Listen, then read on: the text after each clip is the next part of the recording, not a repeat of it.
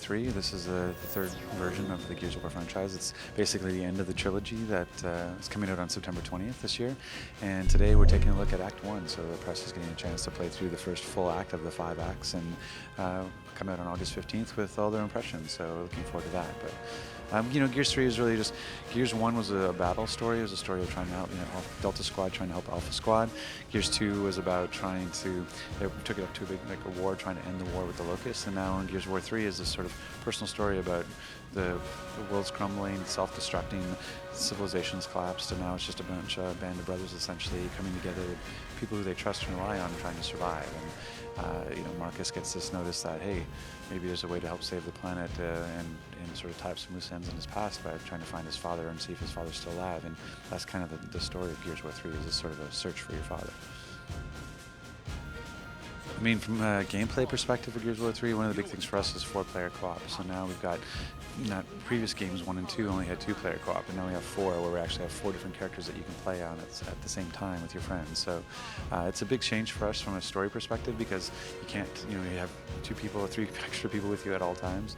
And it's been a big change from a gameplay perspective as well, where we have these sort of combat bowls now, where, in Gears 2 is a little bit more linear, and Gears 3 it's really more focused on this idea of like larger areas so 4 people can take cover and 4 people can flank and can take an attack from different directions. So it's that one little change of adding like 2 more human players has completely changed the game.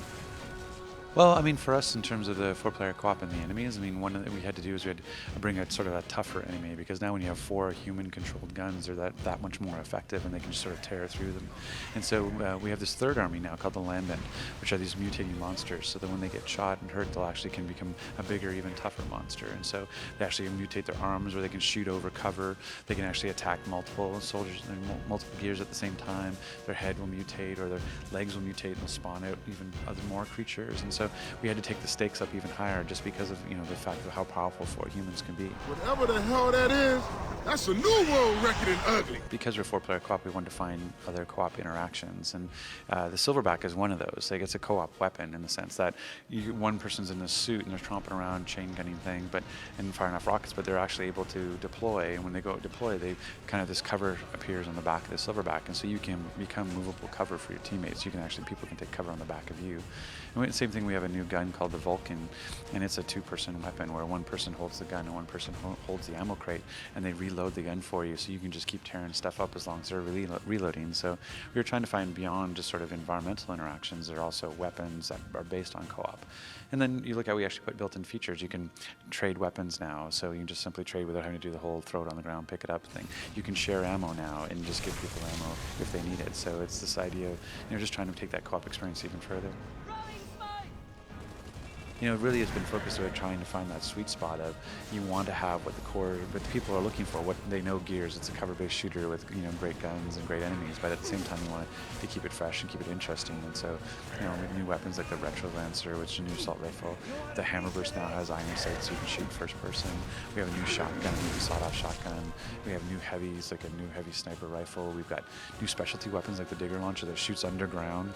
And so there's all kinds of different ways to play. And then again, you're attacking a whole new army, where you've got everything from a small like mutant crab called the Polyp to this huge giant gunker who throws balls of goo at you and stabs at you with a blade in his arm, that kind of stuff. So there's the whole kind of huge diversity of creatures and gameplay that you can get in Gears 3. Ooh. I'll give you a side of bacon for her, though. Well, I mean, one of the big new features for us is the fact that we have female characters in the game itself, and so we're actually part of the soldiers in the world. So we have, Anya Stroud, and we have Sam, and we have Bernie, and those 3 characters really represent some of the female characters there. And the reason we wanted to do that was for a couple of reasons. One is from just a player perspective. Like when you go to we were just at Comic-Con, and when you do signings and when you meet fans, there's a lot of female gamers out there who play, but they don't have that character to represent themselves into the world, and especially into the multiplayer space. And so now you can actually play as a female character in the game if you're a female gamer, so you can actually represent yourself. But then when you look at, for us, it was also part of the narrative. Anya was a dispatcher. She wore her dress inside the office to do her sort of control thing.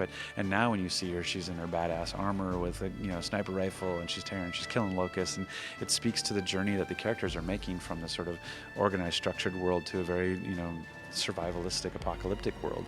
And so she's a great sort of touchstone for that. Well, I mean, the last thing I just want people to understand with Gears of War 3 is really, even though it's the end of the trilogy, it's really the best place to get in if you haven't gotten in yet. I mean, from a gameplay perspective, it's the easiest to play, it's the most accessible to play, and so it's got the friendliest multiplayer, it's got the most casual of the when you play casual on campaign, you actually get an aim assist and things like that, so it's actually the best way to get into Gears, and then you can go back and play 1 and 2. But so don't be afraid if you're behind and you haven't played the first 2, definitely jump in on Gears 3. Carmen, look out! Whoa! That was close. Well, Gears of War 3 is going to hit September 20th, exclusively on Xbox 360.